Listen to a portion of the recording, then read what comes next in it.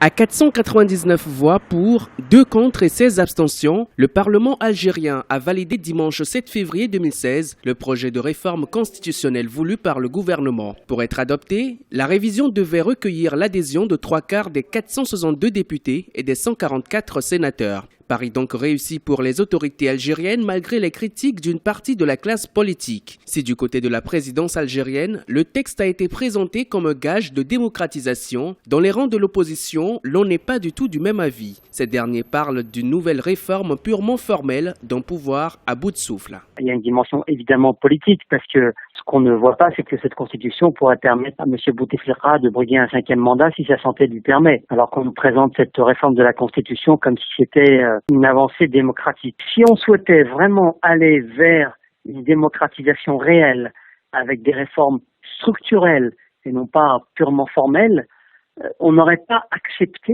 qu'un homme âgé, incapable aujourd'hui d'assumer les charges de sa fonction qui sont lourdes. Être chef d'État, ce n'est pas rien.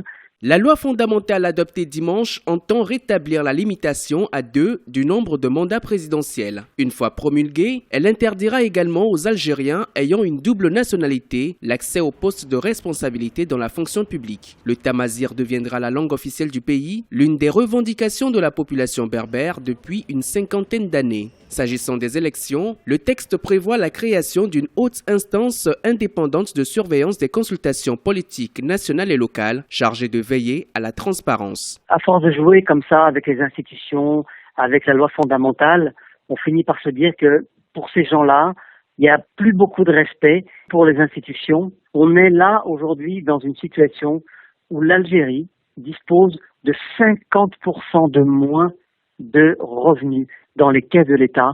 Je n'imagine pas qu'aujourd'hui, les choses puissent se dérouler dans le consensus. Ça va être très, très difficile d'expliquer aux Algériens pourquoi on engage aujourd'hui des réformes qu'il aurait fallu engager d'ailleurs depuis très longtemps. Et pourtant, il faut le faire. La révision de la Constitution intervient au lendemain de la dissolution par le chef de l'État du département du renseignement et des services. La mesure a été saluée par de nombreux observateurs. Le DRS a été remplacé par de nouvelles structures placées directement sous l'autorité de la présidence pour mieux assurer la sécurité du pays sous menace constante des groupes terroristes.